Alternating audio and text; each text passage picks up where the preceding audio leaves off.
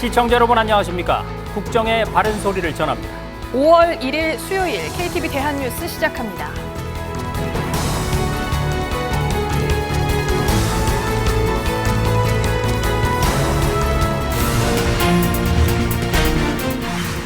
대학별로 취업한 내년도 의대 모집 인원이 내일 발표될 예정입니다. 정부는 앞으로 각 대학이 늘어난 의대생을 수용할 수 있도록 교육 여건 개선에 지원하겠다고 밝혔습니다. 윤석열 대통령이 다음 주 취임 2주년을 맞아 소통 강화의 일환으로 기자회견을 할 예정입니다. 대통령실 홍보수석은 최근 한 방송에 출연해 기자회견을 예고했습니다. 한국 경제를 지탱하는 수출이 7개월 연속 플러스를 기록했습니다. 4월 수출이 지난해 같은 기간보다 13.8% 늘었습니다. 월 15회 이상 대중교통을 이용하면 요금을 20% 이상 환급해주는 K패스가 오늘부터 시행됩니다. 정부는 지자체와 협력해 추가 혜택 사업도 진행하기로 했습니다. 첫 소식입니다. 내년도 의과대학 모집 인원 발표가 코앞으로 다가왔습니다. 정부는 각 대학이 늘어난 의대생을 수용할 수 있도록 교육 여건의 개선을 지원하겠다고 밝혔는데요. 대교협의 최종 승인 절차가 남아있지만 정부는 의대들이 증원된 학생을 제대로 교육시킬 수 있도록 인력, 시설 등 교육 여건 마련을 지원하는 데 최선을 다하겠습니다. 아울러 정부는 의료개혁 추진 의지를 거듭 강조하면서 의료계가 정부와의 대화에 참여해 줄 것을 촉구했습니다. 김경호 기자입니다. 대학교육협의회가 대학별로 취합한 내년도 의대 모집 인원을 2일 발표할 예정입니다. 전체 의대 증원 규모는 1,500명대 중반으로 알려졌습니다. 정부는 각 대학이 늘어난 의대생을 수용할 수 있도록 교육 여건 개선을 지원할 계획입니다. 대교협의 최종 승인 절차가 남아있지만 정부는 의대들이 증원된 학생을 제대로 교육시킬 수 있도록 인력, 시설 등 교육 여건 마련을 지원하는 데 최선을 다하겠습니다. 비상진료 체계 유지 방안도 계속해서 추진됩니다. 정부는 의사들이 119 구급 상황센터와 응급의료 상황실에서 근무할 수 있도록 겸직 허가를 신속하게 지원하는 방안을 논의하기로 했습니다. 상급 종합병원의 환자 쏠림을 막기 위해 지역 종합병원과 전문병원을 육성하겠다는 방침도 재확인했습니다. 이를 위해 실력 있는 중소병원이 상급병원만큼 보상받을 수 있도록 보상체계를 개선합니다. 휴진과 사직 등을 예고한 의대 교수들을 향해서는 환자 곁을 지켜달라고 거듭 당부했습니다. 2026년도 이후의 증원 규모도 논의가 가능하다며 의료계에 대화에 참여해달라고 촉구했습니다. 윤석열 대통령과 이재명 대표의 회담에서도 의대 증원과 의료개혁에 대해 공감대를 형성했다며 의료개혁 과정에서 국회와의 소통 의지도 강조했습니다. KTV 김경호입니다. 윤석열 대통령이 소통 강화 행보의 하나로 다음 주 취임 2주년을 맞아 기자회견을 열 예정입니다.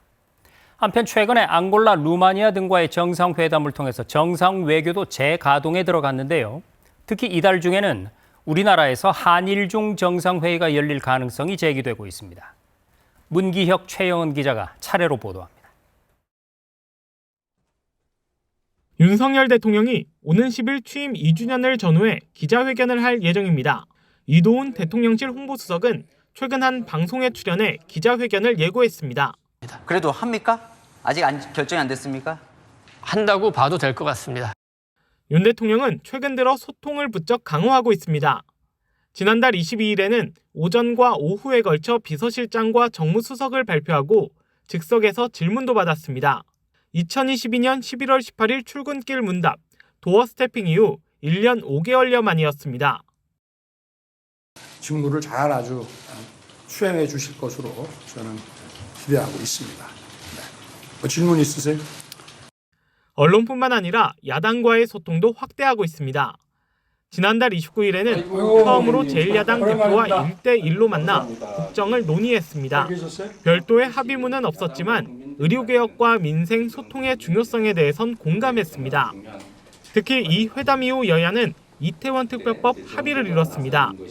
일부 쟁점을 수정해 본회의에서 처리할 예정입니다.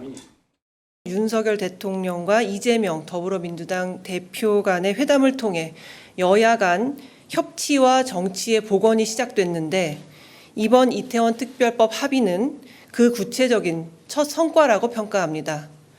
윤 대통령은 공식 기자회견을 시작으로 당선 이후 약속했던 김치찌개 간담회 등 추가적인 소통 자리도 마련할 계획입니다. KTV 문기혁입니다. 지난해 12월 네덜란드 국빈 방문을 마지막으로 잠시 휴식을 가졌던 윤석열 대통령의 정상 외교가 본격적으로 재개됐습니다.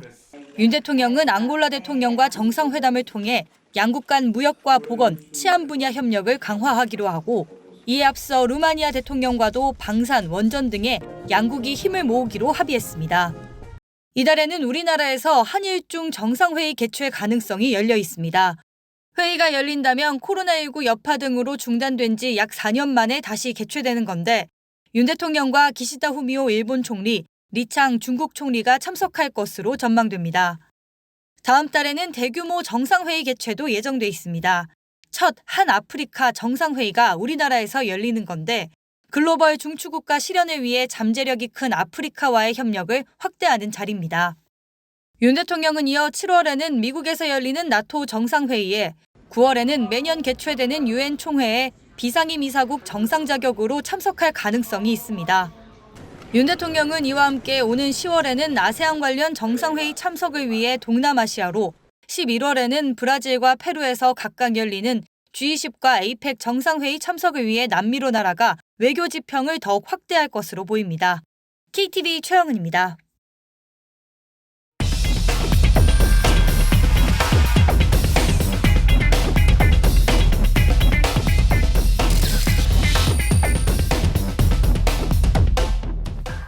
우리나라와 호주의 외교 국방장관들이 참여하는 이른바 2+2 회의가 호주에서 열렸습니다. 두 나라는 한반도를 포함한 영내 정세와 국방 분야 협력 방안에 대해서 다양한 의견을 나눴는데요. 뉴스룸에 나와 있는 취재기자와 함께 조금 더 자세히 짚어보겠습니다. 자, 박지성 기자, 한 호주 간 이 장관급 만남이 2년 8개월 만인 걸로 알고 있는데 이번 만남 어떤 의미를 부여해 볼 수 있을까요? 네, 이 양국의 외교 국방 장관들이 이번 회의를 계기로 한자리에 모였는데요. 우리나라가 장관급 2+2 회의를 정례적으로 개최하는 건 동맹국인 미국 이외에 호주가 유일합니다. 조태열 외교부 장관은 호주와 포괄적 전략 동반자로서 긴밀한 소통과 협력을 지속해온 점을 높게 평가했습니다.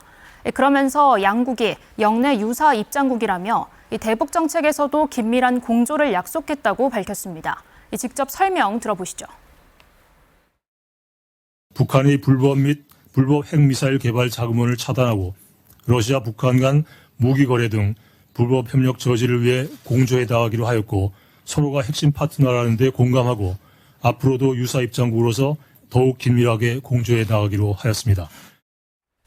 자, 그리고 이번 회의에서 또 하나 눈에 띄는 것이요. 이 중국 견제를 위한 군사 동맹이라고 할 수 있죠. 미국, 영국, 호주가 참여하는 이 오커스라는 협력체에 우리나라가 참여하는 방안도 논의가 됐죠. 네, 그렇습니다. 이 신원식 국방부 장관은 회의 직후 공동 기자회견에서 이 한국의 오커스 참여 가능성에 대해 논의했다고 밝혔는데요. 이 오커스는 현재 여러 개의 협력체가 있는데 이 한국은 첨단 군사 기술을 공동으로 개발하는 필러2에 참여하는 방안이 논의된 겁니다. 신 장관은 한국의 국방과학 기술 능력이 영내 지역 평화에 기여할 것이라고 설명했습니다. 리차드 말스 호주 국방장관도 이 필러2는 군사 동맹보다는 이 기술 공유 협정이란 점을 강조하며 한국은 매우 인상적인 기술을 가지고 있다고 언급했습니다. 네, 오커스 가입 문제는 앞으로 논의를 좀 지켜보기로 하고요. 자, 우리나라는 호주와 이 방위 산업 분야도 관계를 맺고 있는데 이 부분도 추가 논의된 게 있나요?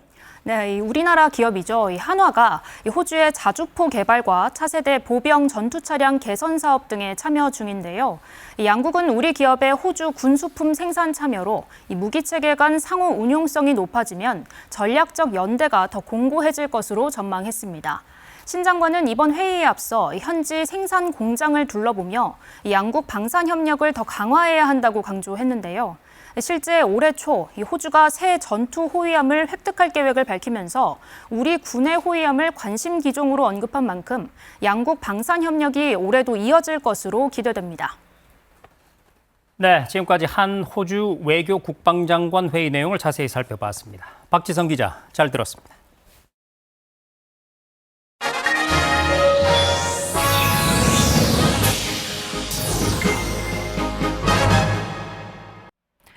우리나라와 미국의 제10차 에너지 안보 대화가 미국 휴스턴에서 열렸습니다. 최근 중동 사태로 국제 유가의 변동성이 커진 가운데 한미 두 나라 간 에너지 안보 공조를 한층 강화하기로 했습니다. 이혜진 기자가 보도합니다. 우리나라의 에너지 수입 규모는 세계 5위에 꼽힙니다. 에너지 수입 의존도가 큰 만큼 최근 이스라엘과 이란 간 무력 충돌로 불거진 중동발 지정학적 리스크와 국제유가 변동성 확대 영향에서도 자유로울 수 없습니다. 국제 에너지 시장 불확실성이 심화하는 가운데 제10차 한미 에너지 안보 대화가 현지 시간으로 지난달 30일부터 이틀간 미국의 에너지 수도라 불리는 휴스턴 베이커 공공정책연구소에서 열렸습니다. 양국 수석 대표로는 김희상 외교부 경제외교조정관과 제프리 파이어트 미 국무부 에너지자원국 차관보가 자리했습니다.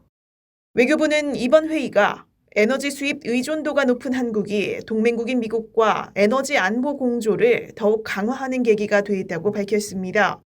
한미 양국은 이와 함께 국제사회 화두인 기후변화 대응을 위한 탄소 배출 저감과 청정에너지 전환 가속화 방안도 논의했습니다. 청정에너지 비중을 높이는 노력과 관련해 다자외교 무대에서의 협력도 강화하기로 했습니다.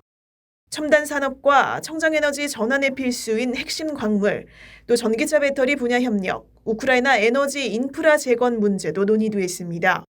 한미 양국은 이렇게 에너지 동맹 구축에도 속도를 내기로 했습니다. 두 나라 장관이 배터리와 재생에너지 협력을 포괄적으로 논의하는 한미 장관급 에너지 정책 대화가 올해 안에 열릴 전망입니다. 안덕근 산업통상자원부 장관은 지난달 12일 방미 성과를 설명하는 자리에서 한미 양국이 에너지 분야 소통 채널을 활성화하자는 공감대를 형성했다고 밝혔습니다. 해마다 휴스턴에서 열리는 세계 최대 에너지 행사 세라위크와 하반기 기후 컨퍼런스 등 다자회의를 통해 장관급 에너지 정책 대화 정례화를 추진할 걸로 보입니다. KTV 이혜진입니다. 수출이 7개월 연속으로 성장세를 기록했습니다. 지난달 수출은 작년 같은 기간보다 14% 가까이 늘었는데요. 자동차 수출이 역대 최대를 기록했고 반도체도 호조를 보였습니다. 김용민 기자의 보도입니다. 산업부의 4월 수출입 동향을 보면 한국의 수출액은 562억 6천만 달러로 전년 같은 기간보다 13.8% 늘었습니다. 7개월 연속 수출 플러스로 특히 반도체를 비롯해 디스플레이 등 한국의 주력 품목이 고른 수출 증가를 보였습니다. 4월 수출은 562.6억 불입니다. 전년 대비 13.8% 증가했고 7개월 연속 증가하였습니다. 15대 수출 주력 품목 중에 13개 품목의 수출이 증가하였습니다. 가장 큰 수출 품목은 반도체로 99억 6천만 달러를 기록했습니다. 전년 동기 대비 56.1% 늘면서 지난해 부진에서 벗어나 6개월 연속 증가세를 이어갔습니다. 지난 2월과 3월 마이너스를 기록했던 자동차 수출도 플러스로 전환하며 전년 같은 기간보다 10.3% 늘어난 67억 9천만 달러를 기록했습니다. 이 외에도 디스플레이와 컴퓨터, 무선통신기기 등 IT 품목이 동반 상승했고 바이오 헬스와 석유 제품, 석유화학 등도 모두 늘었습니다. 지역별로 보면 미국과 중국에서 수출이 모두 증가했습니다. 특히 대미 수출은 지난해 같은 기간보다 24.3% 늘어난 114억 달러로 역대 최대를 기록했습니다. 대중 수출도 105억 달러로 2개월 연속 100억 달러를 넘겼습니다. 4월 수입액은 547억 3천만 달러로 작년 같은 달보다 5.4% 늘었습니다. 이로써 월간 무역 수지는 15억 3천만 달러 흑자로 나타났습니다. KTV 김용민입니다. 정부가 역동 경제를 위한 첫 대책으로 사회 이동성 개선 방안을 내놨습니다. 취업 준비생에게 청년 고용에 대한 모든 정보를 제공하는 플랫폼을 구축하고 육아휴직 급여 인상과 함께 남편의 출산 휴가도 늘리기로 했습니다. 신국진 기자입니다. 비상경제장관회의 겸 물가관계 장관회의를 주재한 최상목 경제부총리는 세대 간 계층 간 이동을 활성화하고 청년 여성 등의 경제활동 참가율을 높이기 위한 사회 이동성 개선 방안을 발표했습니다. 정부는 취준생과 니트족을 위한 청년 고용 올케어 플랫폼 구축에 나섭니다. 니트족은 일하지 않고 일할 의지도 없는 청년 무직자를 뜻하는 신조어로 취업 준비생과 함께 양질의 일자리를 제공합니다.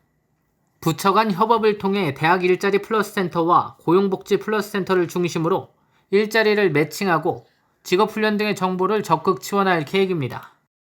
특히 정부는 약 141만 명에 달하는 국가장학금 신청자에게 장학금 신청 시 고용서비스 제공 동의를 받아 취업 정보나 컨설팅 서비스를 지원하기로 했습니다. 니트족 발굴과 예방을 위해 졸업 직후부터 고용 관련 맞춤형 서비스를 조기에 지원하고 민간 기업이 직접 직업훈련 프로그램을 제공하는 개방형 기업 트레이닝도 추진합니다. 여성들의 경력 단절 해결을 위해 배우자 출산 휴가를 현재 10근무일에서 20근무일로 확대합니다. 또한 세제 지원을 받을 수 있는 업종 제한을 폐지해 다양한 업종 진출을 지원하기로 했습니다. 현재 통상임금의 80%, 월 상한 150만 원 수준인 육아휴직 급여는 단계적으로 인상하기로 했습니다. 육아기 근로시간 단축제 역시 현재 8세에서 12세로 확대하고 기간은 부모 1인당 최대 36개월로 늘리기로 했습니다. 이번 대책은 사회이동성 개선을 위한 첫 번째 대책으로 향후 추가 과제를 발굴하여 역동경제 로드맵에 종합 반영하고 의견 수렴을 거쳐 후속 대책을 하반기 중 마련하겠습니다. 국민의 자산 형성 등을 돕기 위해 1주택 이하 기초연금 수급자가 장기 보유 부동산을 팔아 연금 계좌에 넣으면 세제 혜택을 주고 국민연금 급여 일부를 조기 수령할 수 있는 방안을 검토하기로 했습니다. 또 개인 종합자산관리계좌 ISA 제도도 통합형으로 개편해 수익 개선을 확대하기로 했습니다. KTV 신국진입니다. 최근 농산물 가격이 크게 뛴 이유 중 하나로 복잡한 유통 과정과 과다한 유통 이익이 지적되고 있는데요. 정부가 유통 비용을 10% 이상 줄이는 걸 목표로 유통 경로를 다양화하고 도매 시장 경쟁도 촉진하기로 했습니다. 김현지 기자의 보도입니다. 통계청의 3월 소비자 물가 동향에 따르면 지난달 사과 가격은 1년 전보다 88.2% 올랐습니다. 올해 사과 가격이 유난히 뛴 1차적 원인은 날씨입니다. 지난해 냉해와 탄저병 등 영향으로 사과 생산량이 전년보다 30% 줄었습니다. 여기에 복잡한 도매시장 유통 과정으로 과다한 유통 마진이 발생하는 것도 가격을 끌어올리는 원인으로 지적됐습니다. 한국농수산식품유통공사에 따르면 2022년 기준 농산물 유통비용률은 49.7%, 소비자가 만원의 농산물을 산다고 했을 때 4,970원이 유통비용으로 잡히는 겁니다. 정부가 유통비용 10% 절감을 목표로 대책을 추진합니다. 먼저 독과점 구조로 운영 중인 도매시장 법인 제도를 개선하는 데 나섭니다. 기존 도매시장 법인은 5년에서 10년의 지정기간이 만료되면 평가로 재지정 여부를 결정하고 이에 따른 신규 법인은 공모제로 지정할 계획입니다. 지정기간 이내라도 평가 결과 성과가 부진한 법인은 반드시 지정 취소하도록 법률 개정을 추진하겠습니다. 이를 통해서 법인의 진출입이 보다 원활해질 것으로 기대됩니다. 도매시장 법인이 가져가는 최대 7% 수준의 위탁수수료가 적정한지도 검토할 예정입니다. 온라인 도매시장도 활성화합니다. 기존 도매시장은 개설구역 안에서 도매법인과 중도매인 간 거래만 허용되고 있어 경쟁이 제한적인 점을 극복하기 위해서입니다. 거래 품목을 2027년까지 지금의 가락시장 수준인 193개로 확대하고 스마트 농산물 산지 유통센터 100곳을 온라인 핵심 판매 주체로 육성합니다. 그동안 독과점 체제로 운영돼 문제가 제기됐던 물류기기 시장에도 가격 공시제를 도입해 농업인이 저렴한 가격에 물류기기를 활용할 수 있게 합니다. 정부는 아울러 범부처 협력 체계를 강화해 유통단계별 사재기 등 불공정 거래 행위 점검에도 나설 계획입니다. KTV 김현지입니다. 월 15회 이상 대중교통을 타면 요금을 20% 이상 돌려주는 K패스가 시행에 들어갔습니다. 시행 전부터 이용자 수 100만 명을 넘기는 등 관심이 컸는데요. 정부는 지자체와 협력을 통해 추가 혜택을 제공하는 등 더 많은 국민이 이용할 수 있도록 한다는 계획입니다. 윤현석 기자가 전해드립니다. 기존 알뜰교통카드를 대체할 K패스가 본격 시행됐습니다. K패스는 한 달에 15회 이상 대중교통을 이용하면 최대 60회까지 요금의 일정 비율을 그 다음 달 돌려줍니다. 환급 비율은 일반인의 경우 20%, 청년층은 30%, 저소득층은 53%가 적용됩니다. 예를 들어 월 평균 7만 원을 대중교통비로 지출하는 국민이라면 일반인은 14,000원, 청년은 21,000원, 저소득층은 37,000원을 돌려받습니다. 기후동행 카드에서 제외됐던 광역버스와 GTX까지 환급 적용 대상에 포함되면서 수도권 거주자들은 교통비 절감에 대한 기대를 나타냈습니다. 저는 한 달에 교통비가 13만 원에서 15만 원 정도.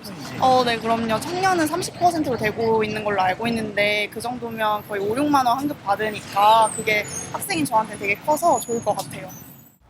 국민의 기대감을 나타내듯 K패스 이용자가 100만 명을 넘어선 것으로 확인됐습니다. 국토교통부에 따르면 30일 0시 기준 새로 K패스를 발급받은 회원은 25만여 명, 알뜰교통카드에서 K패스로 전환을 마친 회원은 82만여 명입니다. 신규와 전환 회원을 합하면 이용자는 벌써 107만 명에 달합니다. 한편 K패스 혜택을 받기 위해선 K패스 카드를 발급받아야 합니다. K패스 카드는 10개 협업카드사의 누리집을 통해 발급 가능합니다. K패스 카드 발급 이후에는 알뜰교통카드 회원 전환 또는 K패스 신규 회원 가입 절차를 반드시 거쳐야 혜택을 받을 수 있습니다. 알뜰교통카드 이용자는 추가 카드 발급이나 회원 가입 없이 알뜰카드 앱 또는 누리집에서 회원 전환 절차를 진행하면 되고, 신규 가입자는 K패스 앱 또는 누리집에서 신규 회원 가입 절차를 거치면 됩니다. 이 밖에도 경기도 인천시와 협력해 K패스를 이용하는 경기 인천 주민에게 추가 혜택을 제공하는 사업을 함께 진행하는 등 K패스가 우리나라를 대표하는 교통비 지원 정책이 될 수 있도록 노력할 방침입니다. KTV 윤현석입니다. 중소기업과 소상공인 제품을 저렴하게 살 수 있는 동행축제가 이달 한 달간 전국 각지에서 열립니다. 최대 90%까지 특가 할인이 제공되고 각 지역의 행사들과 연계한 다채로운 볼거리도 펼쳐집니다. 김민아 기자가 보도합니다. 5월 가정의 달과 중소기업 주간에 맞춰 시작된 동행축제. 오는 28일까지 전국은 물론 해외, 온 오프라인에서도 각종 행사와 특가전이 열립니다. 올해 동행축제의 슬로건은 국민들은 좋은 제품을 보다 저렴하게 구입하시고 중소기업과 소상공인은 매출이 늘어서 우리 모두가 행복해지는 의미를 담아 살맛 나는 행복한 쇼핑으로 정하였습니다. 특히 이번 동행축제는 지난해보다 많은 50여 곳의 지역축제에서 제품 판촉이 진행되며 100년 가게, 착한 가격 업소 등 전국 4만여 점포에서 카드 할인 혜택이 추가됐습니다. 공영 홈쇼핑 등 정책 유통 채널에서 생활용품, 패션용품을 매일 혹은 주마다 최대 90%까지 할인하는 동행 특가전을 엽니다. 요기요 배달의 민족 등 배달 플랫폼은 소상공인 점포 할인 쿠폰을 지원합니다. 우수 중소기업 상품의 해외 진출을 위해 800여 개 상품을 대상으로 아마존, 라쿠텐 등 글로벌 유통 플랫폼에서 할인 행사를 하고 한류문화 행사와 연계한 판촉전도 진행됩니다. 소래포구 전통 어시장, 구룡포 시장을 비롯한 전통시장 27곳에서 어린이들이 즐길 수 있는 키즈 마켓데이도 열립니다. 이곳 통인시장에서는 1일부터 30일까지 어린이 장보기 체험, 요리 체험 등 다양한 행사가 진행됩니다. 정부와 전문가들은 이번 행사가 위축된 소비 심리에 활력을 불어넣을 것으로 기대했습니다. 국내 온오프라인 대형 유통기업들이 동참할 뿐만 아니라 지자체에 있는 전통시장, 상점가, 또 지역축제하고 연계되기 때문에 연매출 한 4조 이상의 성과를 좀 기대할 것이라고 생각이 됩니다. 이 밖에도 SNS를 활용한 으쌰으쌰 동행댄스 챌린지 등 경품 증정 행사가 진행돼 축제 분위기를 확산하고 소비자의 참여를 도모할 계획입니다. 자세한 상품 할인과 이벤트 정보는 동행축제 누리집이나 카카오톡 동행축제 채널에서 확인할 수 있습니다. KTV 김민아입니다. 윤석열 대통령은 근로자의 날을 맞아 소중한 노동의 가치를 반드시 보호할 것이라고 밝혔습니다. 윤 대통령은 SNS를 통해 대한민국이 지금의 눈부신 성장을 이룰 수 있었던 것은 근로자 여러분의 땀과 노력 덕분이라며 이같이 말했습니다. 이어 일터를 더욱 안전하고 공정하게 만들고 노동을 통해 삶의 의미를 찾을 수 있도록 꼼꼼하게 챙기겠다고 강조했습니다. 윤석열 대통령은 손대권 신임 육군 군수사령관 등 중장 진급자 7명으로부터 보직 신고를 받고 삼점검 수치를 수여했습니다. 윤 대통령은 엄중한 안보 상황 속에서 실전과 같은 강한 교육 훈련과 부단한 전투 준비를 통해 군사 대비 태세를 확고히 유지해 줄 것을 강조했습니다. 이어 장병들의 복무 여건도 세심하게 살펴주길 당부했습니다. 코로나19 위기 단계 조정에 따라서 오늘부터 큰 병원에서 반드시 마스크를 착용하지 않아도 됩니다. 질병관리청은 오늘부터 코로나19 위기 단계가 경계에서 관심으로 변경되면서 병원급 의료기관에 남아있던 마스크 착용 의무를 해제했습니다. 요양병원 등 감염 취약시설 입소자를 대상으로 해야 했던 선제 검사도 의무에서 권고로 바뀝니다. 세계 게임 시장의 경쟁이 격화되면서 대한민국 게임 산업도 이제 제2의 도약을 준비해야 할 때가 됐다는 분석이 나오는데요. 정부가 K게임의 경쟁력을 높이고 신시장을 개척하기 위해서 올해부터 5년 동안 집중 지원에 나서기로 했습니다.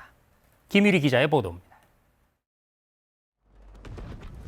지난 2022년 기준 역대 최고 매출액인 약 22조 원을 달성하며 세계 4위에 오른 국내 게임 산업.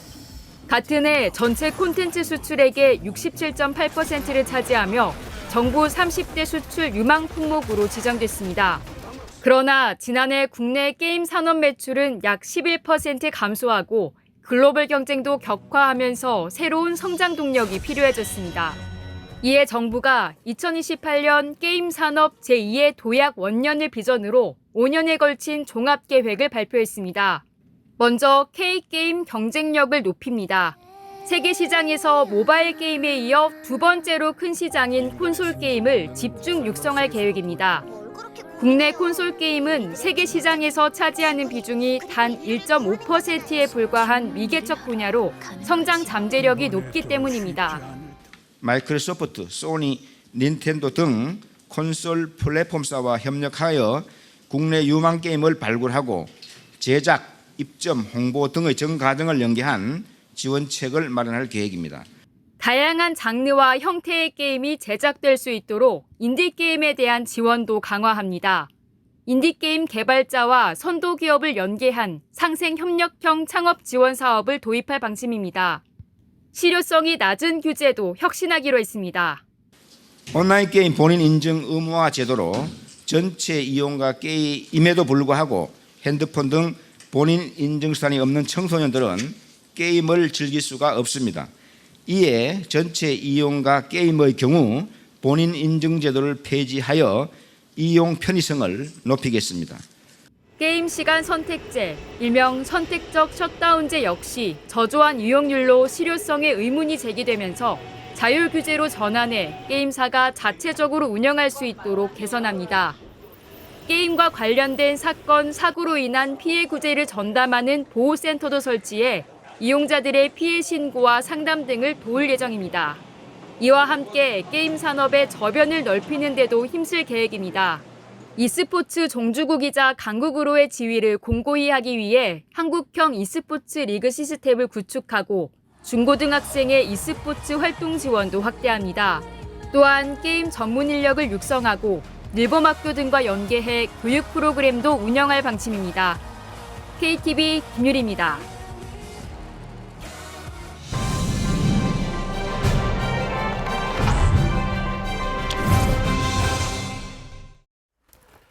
모습은 조금 다를지라도 우리 사회의 일원으로 성실히 일하며 살아가는 외국인 근로자들, 그들은 어떻게 생활하고 있을까요?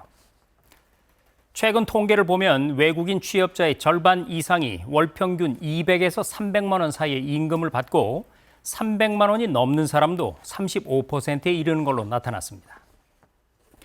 여기에다 10명 중 6명 이상이 일하는 직장에 만족한다고 답해서 이들이 느끼는 전반적인 만족도 또한 나쁘진 않은 걸로 판단됩니다. 하지만 이번 통계엔 마음이 그리 편치만은 않은 내용도 포함되어 있습니다. 비전문 취업 비자로 일하는 외국인 5명 중 1명이 판잣집이나 비닐하우스, 컨테이너 같은 곳에서 거주하는 걸로 나타났는데요. 정부가 이런 곳을 숙소로 제공하는 경우엔 고용허가 신청을 불허하는 등 대책을 시행하고 있지만 여전히 열악한 거주 환경이 많은 겁니다. 자, 그런가 하면 외국인을 차별적으로 대하는 우리의 인식과 행태 또한 여전한 걸로 확인되고 있습니다. 지난해 통계청의 또 다른 조사를 보면 1년 이상 우리나라에 체류한 외국인 중 약 20%가 차별 대우를 받은 경험이 있다고 답했는데요. 차별의 장소로 상점과 음식점, 직장 등이 꼽혀서 우리 사회 차별 의식이 아직도 매우 일상화되고 광범위하다는 걸 알 수가 있습니다. 지난해 기준 우리나라에 체류하는 15세 이상 외국인 수는 143만 명으로 역대 최대를 기록했습니다. 우리와 같은 직장에서 일하고 우리 옆집에 사는 그들은 분명 이방인이 아닌 이웃입니다. 그들이 이웃됨을 느낄 수 있도록 정책적 지원에서나 사회적 인식에서나 이제 우리가 곁을 주어야 할 때입니다. 정책의 자물쇠를 여는 열쇠말, 이웃의 조건이었습니다.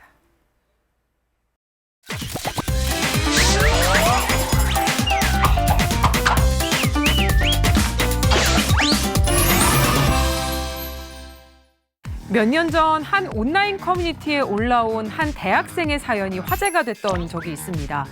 대학 교수와 학생이 메신저로 주고받은 대화를 캡처한 이미지가 올라왔었는데요. 내용을 보니 교수가 금일까지 과제를 내라고 했는데 학생이 금일을 금요일로 알고 과제를 제때 못 낸 겁니다. 교수가 금일은 금요일이 아니라 오늘이란 뜻이다 라고 알려주자 학생은 오해 소지가 있는 단어를 쓰면 안 되지 않냐고 항의했는데요. 해당 게시글로 온라인에선 문해력 논란이 빚어졌습니다.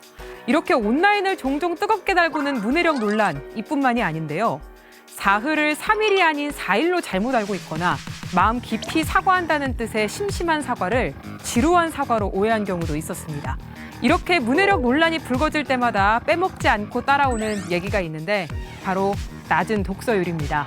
얼마 전 안타까운 통계가 나왔어요. 지난해 우리나라 성인 10명 중 6명은 1년 동안 책을 단 한 권도 읽지 않은 걸로 나타났습니다. 역대 최저치죠. 문해력을 올리는데 독서가 도움이 된다는 얘기 안 들어보신 분 없을 텐데요. 독서 대신 영상으로 또 그마저도 짧은 쇼츠를 선호해서 정보를 빠르게 소화하는 경향이 높아지고 있습니다. 그러다 보니 문해력 저하는 필연이라고 할 수밖에 없을 것 같은데요. 이렇다 보니 긴 글을 읽으며 다양한 단어를 접하고 여러 방면으로 사고하는 거에 어려움을 느끼는 사람이 많아지고 있습니다. 책 읽는 사람이 줄어들수록 책의 중요성과 필요성은 더 커질 텐데요. 독서율을 끌어올릴 방법 정말 없을까요? 올해 초 문을 연 스타필드 수원 별마당 도서관 가보셨나요? 건물 4층부터 7층까지 위아래로 트인 공간에 22m 높이의 거대한 서고가 있습니다. 이곳을 배경으로 찍은 사진이나 영상 SNS에서 많이 보셨을 텐데요. 실제로 이곳에는 사진이나 영상을 찍기 위한 대기줄 행렬이 이어진다고 해요. 서울 코엑스의 별마당 도서관도 이미 관광 핫플레이스가 된 지 오래입니다. 도서관에 책 읽으러 가는 게 아니라 인증샷 찍으러 가는 거죠. 이러니 독서율이. 자, 하지만 사진을 찍든 책을 보든 일단 도서관에 오게 하는 게 무엇보다 중요합니다. 그래야만 책을 빌리거나 읽지 않겠어요? 그래서 요즘 도서관들은 이런 흐름에 맞춰서 다양한 문화생활을 누릴 수 있는 복합 문화공간으로 진화하고 있습니다. 경남 창원도서관은 재작년 10월 문을 연 책담이라는 건물이 있는데요. 이곳은 미래형 도서관을 표방하고 있습니다. 첨단 기술이 들어있거든요. 로봇이 안내를 하고 기념사진을 찍어 메일로 보내주기도 하고요. 유아와 어린이들에게 책을 읽어주는 스토리텔링 로봇도 있습니다. 이런 최첨단 기술이 인기를 끌면서 개관 후 1년 동안 무려 92만여 명의 이용객이 다녀갔다고 해요. 뿐만 아니라 지역에 역량 있는 작가들 작품을 전시하는 공간도 있죠. 또 지난해 6월 문을 연 강원도 인제 기적의 도서관은 개관 후 반년 동안 5만 명 넘는 이용객이 찾아오면서 인구 3만 2천 명인 인제군에 활력을 불어넣고 있습니다. 도서관 곳곳에서 미술 작품을 감상할 수 있는 건 물론 동아리실, 공연장 등 지역 주민들이 다양한 활동을 즐길 수 있는 공간도 있죠. 이런 사례를 보니 즐길 거리 많고 친근한 도서관이 늘어나면 자연스레 책을 가까이 하는 사람도 많아지지 않을까 하는 생각이 드는데요. 책 읽는 사람들이 줄어드는 상황에서 도서관의 역할 갈수록 중요해지고 있습니다. 그렇다면 독서율이 높은 나라는 어딜까요?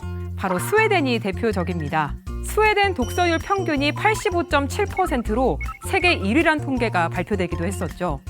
이유는 바로 어린 나이부터 도서관에서 많은 시간을 보내고 성인이 돼서도 도서관의 다양한 프로그램을 즐기기 때문입니다.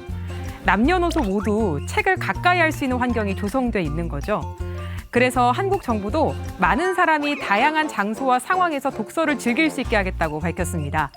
지역 서점이 활성화될 수 있게 하고 콘서트나 영화제 등 행사와 연계한 독서 체험 프로그램을 지원하고 있습니다. 서울시는 지난해 반포대교 근처에서 책 읽는 잠수교 프로그램을 진행하기도 했죠. 책은 마음의 양식이라고 합니다. 요즘처럼 다양한 정보가 영상으로 쏟아져 나오는 시대에 더 울림을 주는데요. 오늘 하루 마음에 드는 책 한 권 찾아 읽어보시는 거 어떨까요?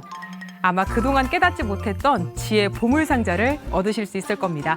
지금까지 SN뉴스였습니다.